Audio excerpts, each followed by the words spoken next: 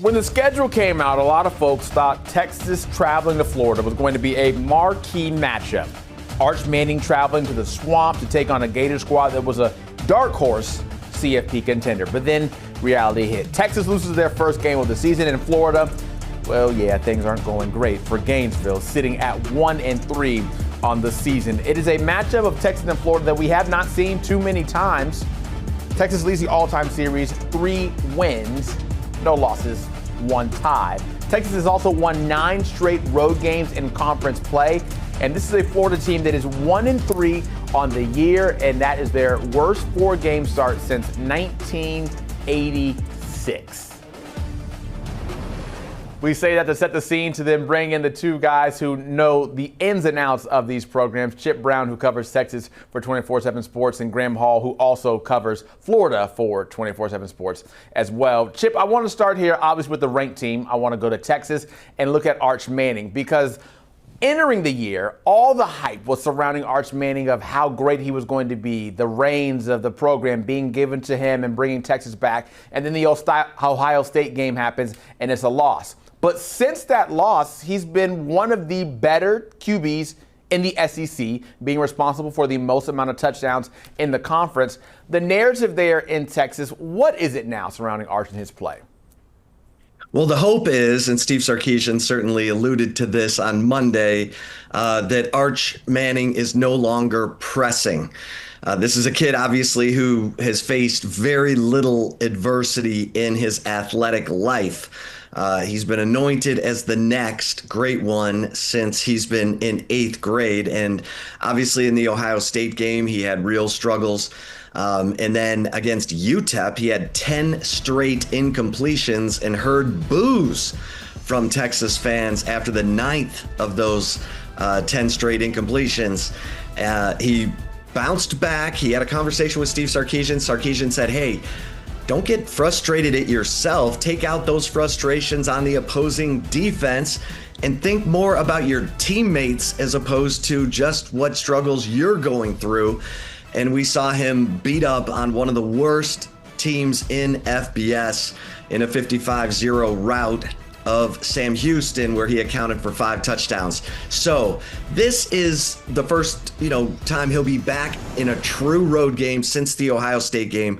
This will be a much better barometer of where Arch Manning is in terms of letting go of those frustrations that he was having earlier in the year. Can he now, get out of his own head and deliver this Texas offense to victory against a stingy Florida defense?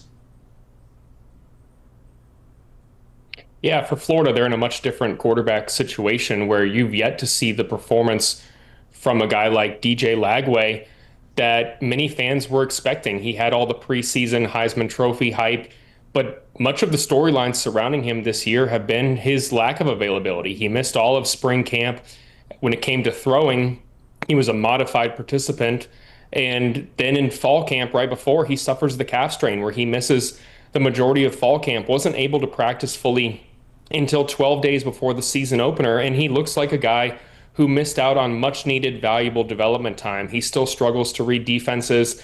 His footwork and mechanics need improvement. He altered his throwing motion, and you have to wonder, how much is that impacting him negatively thus far? He's coming off 2 of his worst performances in his collegiate career, 61 yards, the fewest passing yards he's had in 2 weeks ago's loss to Miami, 26-7 down there. And then that dismal 5 interception performance against LSU. It's kind of a conundrum for Florida because so much of the speculation regarding the Gators was that they could be really, really good if Lagway was effective as he was last year. Everyone around DJ Lagway has been effective. The offensive line returned 4 or 5 starters. They have talent at the skill positions. They have a really, really good running back in Jaden Baugh and Jacoby Jackson, and their defense has kept them in games. They allowed 2 touchdowns combined through the first 3 weeks of the season. Obviously, last week against Miami got away from them, but this is a defense that has kept them in games, but they've failed to execute. 0 for 13 on 3rd down against the Canes,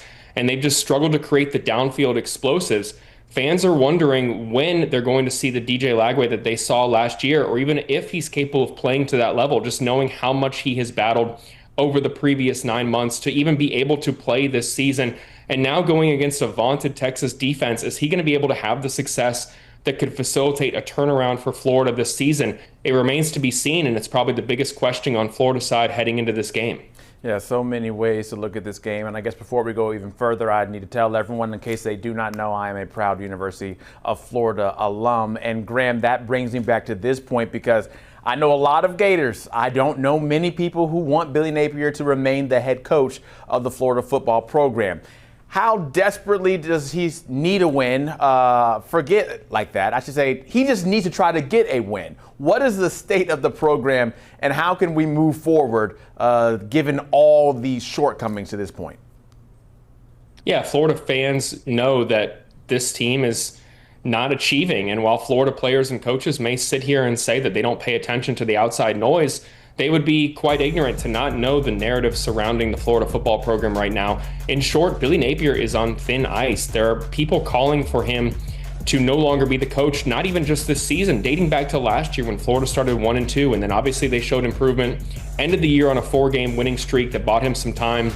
But many people expected him to make an adjustment to his coaching staff and give up play calling duties, which you've seen so many coaches choose to make that decision, swallow their pride a little bit, and understand that they need to be a CEO type coach and not be the main play caller. Billy Napier doubled down, maybe even tripled down in a sense, in maintaining those duties, and it seems like he is going to either right the ship or go down with it. If Florida is not able to have their success on Saturday offensively, those cries for Florida to part ways with Napier are going to be deafening. Now, a win on Saturday would extend the timeline, but how long is that rope going to be for him? How much longer is he going to get? Is it one more loss before a change is made? Or potentially could you see Napier coach out the end of the year, just even knowing that a change is going to come? It's anyone's guess at this point. Florida has not tipped its hand, but it does feel like one more loss could all but be the final nail in the coffin for Billy Napier.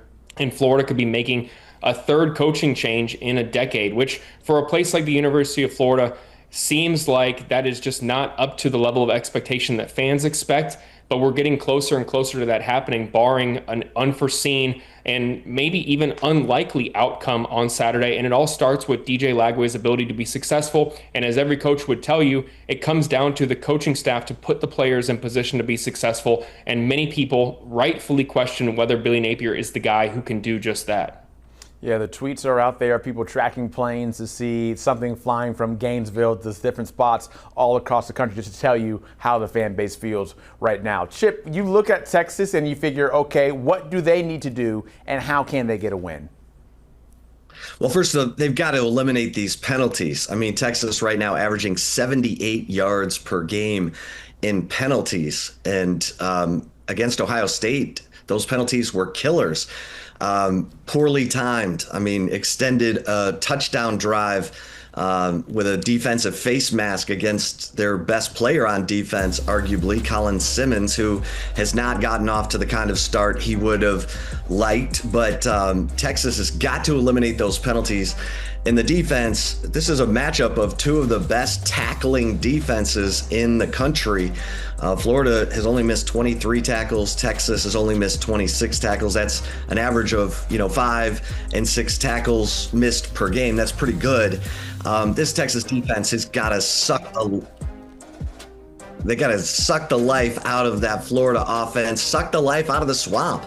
Get those Gator fans who are already angry to take it out on their own team. And so I think this Texas defense is championship caliber. They've got to continue to force turnovers. They've forced turnovers in every game since the Ohio State game. And I think that's how you get it done. Arch Manning, rely on the running game. Looks like he's got some momentum going with his connection with Ryan Wingo. They've connected for 7 passes, 125 yards, 3 touchdowns in the last 2 games. This is a Texas defense that gets to go against a Gators offense that is last in the SEC in scoring, averaging just 22 points per game. So I say that, Graham, and ask you, what are the keys for the Gators to somehow get an upset victory? I think they need to go back to what made Billy Napier successful at Louisiana and during his first couple years, and that's run the ball. Historically, even though a limited sample size, Billy Napier's offenses have run the ball more than 55% of the time. That number's around 43% right now. You have a talented running back in Jaden Baugh and Jacoby Jackson, along with a quarterback who is struggling to read defenses and throw downfield. Establish the run and see if you can pick up first downs in that way, and then let DJ Lagway do the rest, knowing that your ground game is capable.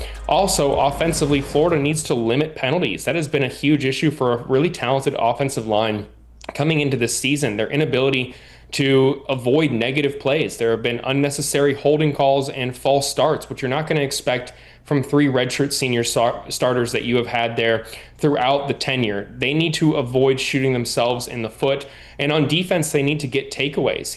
They absolutely have not won the turnover battle at a high rate. I mentioned that 5 interception performance by Lagway at LSU. They need to give favorable field position back to Florida's offense, allow them to capitalize, score when they can, and execute on third down. That was probably the biggest storyline from Florida's loss at Miami, was Florida went 0 for 13 on third down. You're not going to win ball games when you can't extend drives, and Florida has not shown an ability to do that, whether it's altering the play calling, whether it's establishing the run, but avoiding the negatives are absolutely paramount to Florida coming into this game. They can't be shooting themselves in the foot knowing that they're playing a talented team who will take advantage if they falter. 3 straight games with Florida with less than 17 points. That has not happened since before Steve Spurrier was the head coach. So now, Chip, I go to you. Both teams coming off of a bye. Who wins? Well, I think Texas is the more complete team right now. Florida's got some injuries on its side of the, on the defensive side of the football.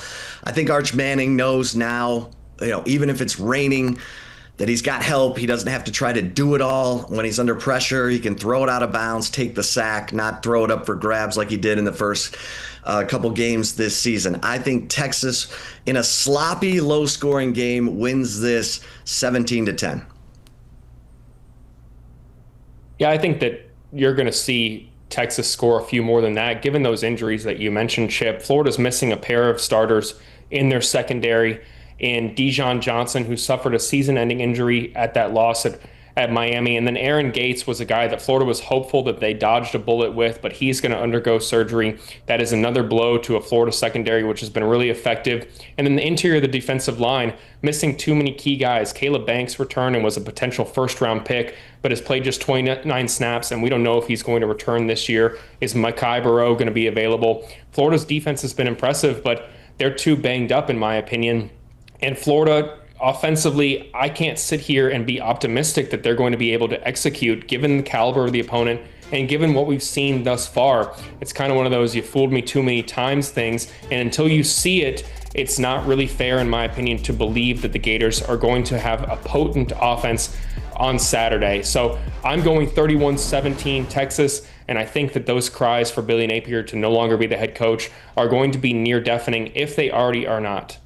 The Gator fan in me says 42-10, Texas will win. That's how I feel about that portion. Chip Brown, thank you so much. Same to you, Graham Hall. We look forward to Saturday, 3:30 in the Swamp. That's one of the notable games that we have on the docket, and these are the other ones. A lot of great games. Check out on CBS. You get Penn State and UCLA at 3:30. Also, turn your eyes over to that Miami at Florida State, because the pregame coverage from that will be happening there in Tallahassee with our college football pregame show on Saturday morning. So that's how Saturday plays out. But every day you can check out the YouTube college football page for CBS Sports to get all the inside info and segments like what we just completed.